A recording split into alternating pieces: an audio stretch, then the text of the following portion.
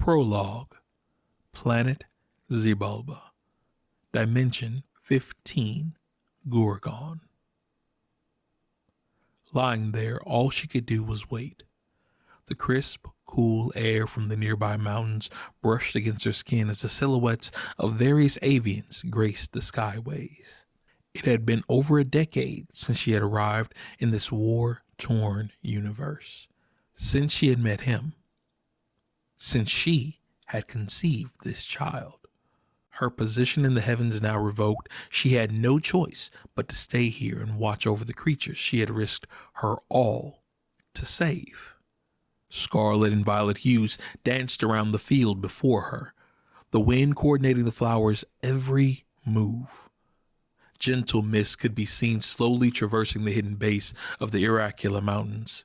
The golden streaks of her luscious black hair played in the breeze as she inhaled the crispness of the meadow. It was here she had decided to birth her child. Your Majesty, are you okay? Can we get you anything? Have the contraction started? Her faithful Minister of Defense's visage appeared in the darkened hollow behind her. Glancing backwards, she could see he had verified the healer's preparations of the birthing area quite thoroughly. A sigh of despair escaped her as she looked back into the sky, the twin suns shining down on her as the celestial eclipse neared, filled her with so much hope and pain.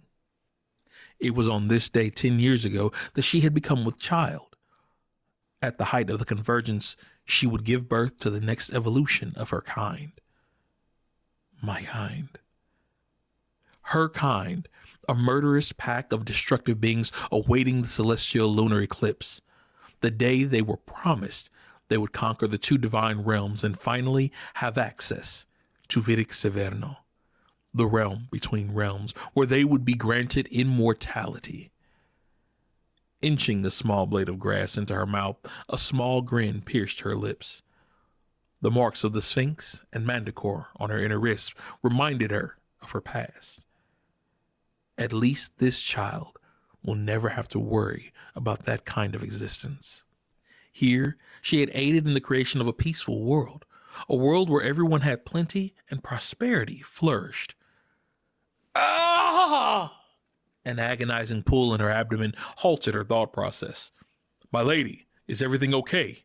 Is it that time? The healers brushed past the Minister of Defense, darting to her side.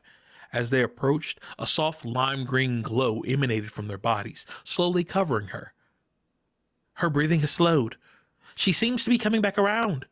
The healers swiftly moved, hovering like a hive of bees over their queen, their hands circulating in tantric rotation as they moved around her. The glowing aura started to numb the pain as the agonized look on her face subsided. We've got to move her into the birthing chamber before the suns align. Satari, we need you. From inside the birthing chamber, all that could be heard was the slithering and hissing of what seemed like hundreds of snakes. The tongues and heads of 1, then 3, then 10 snakes started to come out from the darkened room. Moving away, the healers allowed the serpents through as they crawled towards the queen.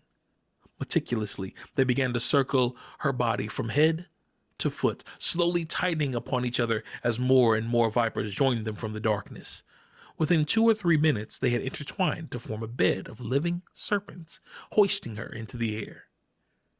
Boom, boom. The heartbeat of the child caused everyone in the vicinity to shudder as it resonated with their souls, many dropping to one knee.